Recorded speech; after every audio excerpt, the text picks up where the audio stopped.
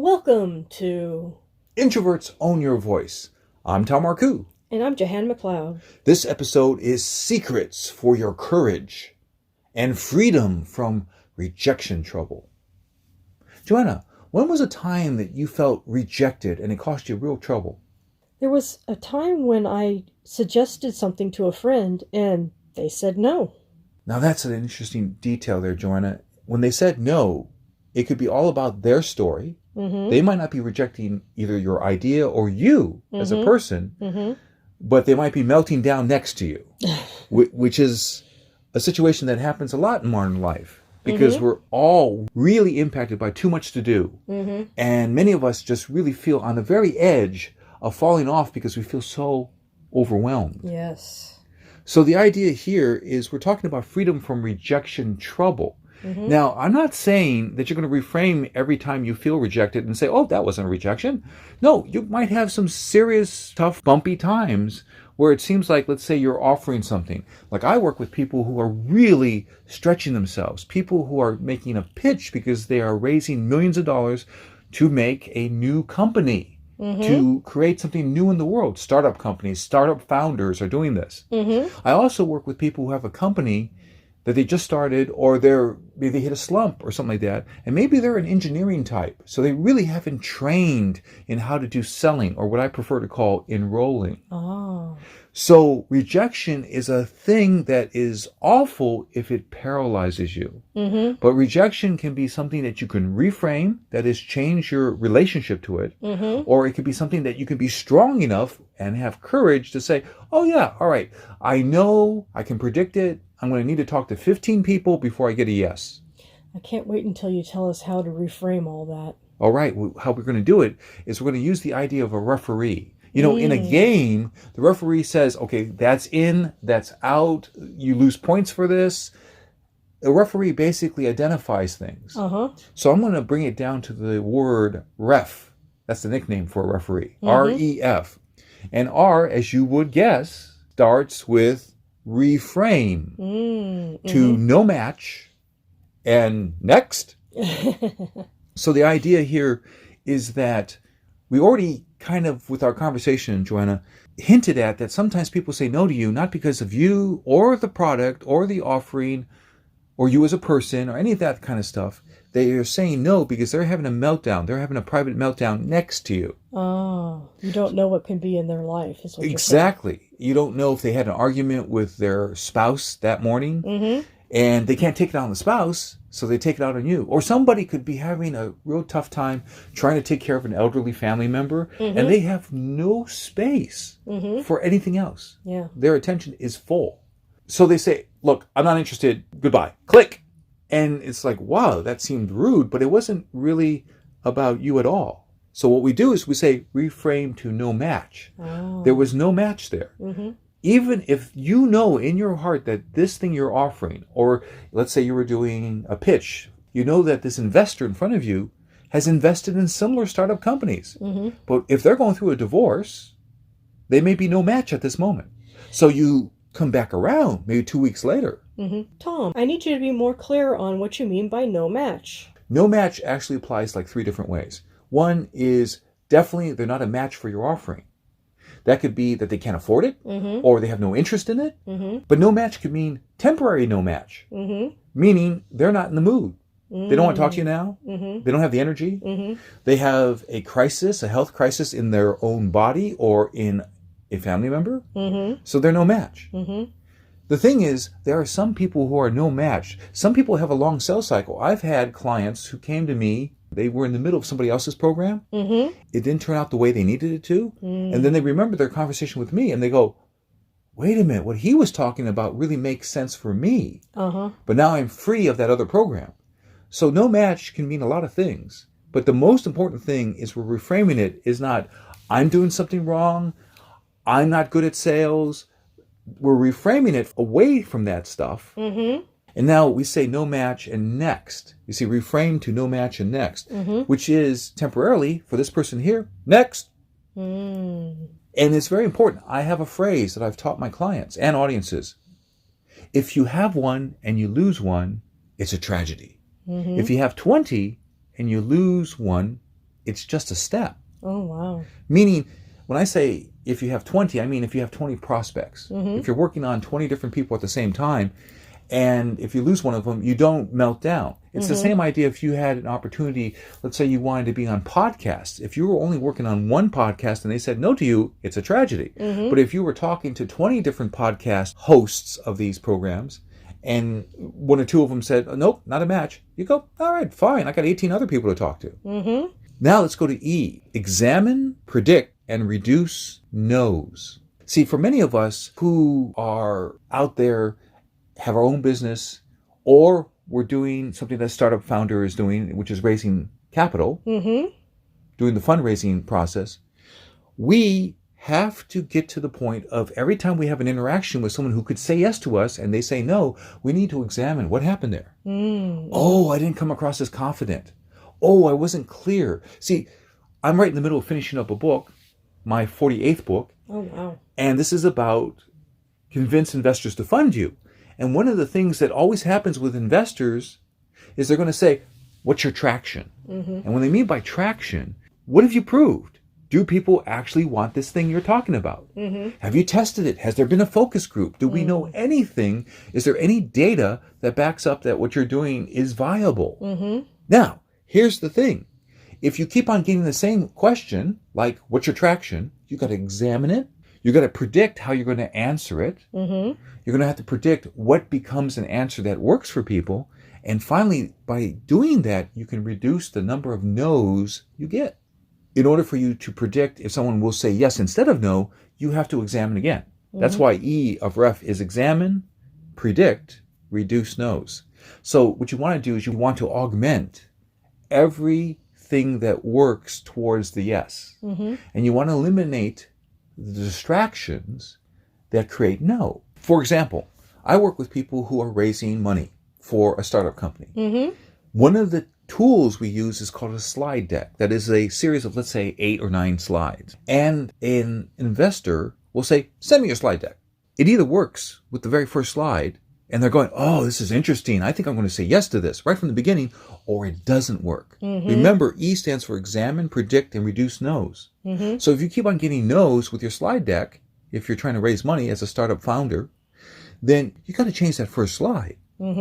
Now, if you're giving a pitch verbally in front of a group of 20 or 200, if right at the beginning you're looking at people's faces and you say a certain couple sentences and you don't have them engaged, you got to change that too. You examine it, you predict that, oh, that doesn't work, or, oh, that did work. And then you reduce the number of no's. That's how you get to the reduce the no's. Now, there's a lot of people who say, I don't like selling. Or there's a lot of people who say, I'm an engineering type. I'm not good at this presentation, pitch stuff. You can become good if you have a coach who says, keep this, throw that other stuff out. We need to reduce the no's. But the point that I emphasize over and over again with audiences, whether I'm in Thailand or New York or Silicon Valley, California, I keep saying, you got to get the yes from the beginning. Why? Because people do this thing which is called rapid cognition. It's also known as thin slicing. They take a little bit of info and they decide right away, am I in or am I out? So you have to examine it. Now, this takes us to the F of ref, which is focus. Focus. Those people who say they're no good at sales, or they say they're not good at doing a pitch for a startup, they're probably not focusing. I always talk about the power of 3. If you're feeling overwhelmed, oh, I'm trying to pursue 20 people because I don't want to have just one person because I don't want to make it a tragedy. Bring it down to your top 3. Your intuition will tell you. I'm always asking my clients, all right, who are the top 3 most likely people who will say yes to you? Let's concentrate on them. Focus. Steve Jobs said that he wasn't just proud of what they accomplished over there at Apple. He was proud of what was so-so or okay projects that they let go. Focus. Focus is not just about what you choose to do. It's about what you choose not to do. Let that stuff out of here. Power of 3. Also power of 3. If you know, this goes back to E, examine, predict, reduce no's. If you know that certain objections, or let's say resistance, I prefer to say resistance. Objection sounds like it's a hill you have to climb over. Resistance is just a natural thing. We all do this resistance stuff. where people just push back against new ideas or something that's unusual. So if you're getting some resistance, then you say, if they say this, then I say A or B or C. Power of three again. A, B, or C. So that's the power of three. And then you think about the power of three in terms of focus on what you need to do today. What are the top 3 things I need to do today? What's most important? So, for example, let's say I'm talking with someone and they really could use what I do as spoken word strategist and executive coach. Well, one of the top 3 things to do probably the next day is to follow up with that person, because I already can tell from our first conversation that they're starting to get energized towards needing someone like me. Now, here's one thing that I always remember. Long ago, a friend of Henry Ford burst into his office and said, "How could you do that?" And Henry Ford says, "Do what?" "Get insurance with that other guy. You know I'm your friend and I'm doing insurance coverage." And Henry Ford said, "You didn't ask me." And so the idea here is focus on the people you got to go ask. They're not going to call you up and say, "Oh, I need what you're offering," or "Oh, I want to invest in your thing," if you don't go and ask them saying, "So, how's it going? Are you leaning towards being one of our advisors, or are you leaning more towards investing?" And you ask them what's going on with them. Or you might ask them this, and this is part of focusing. These kind of questions that I help my clients rehearse. In order for you to know that it's a match to invest in my startup company, what has to happen?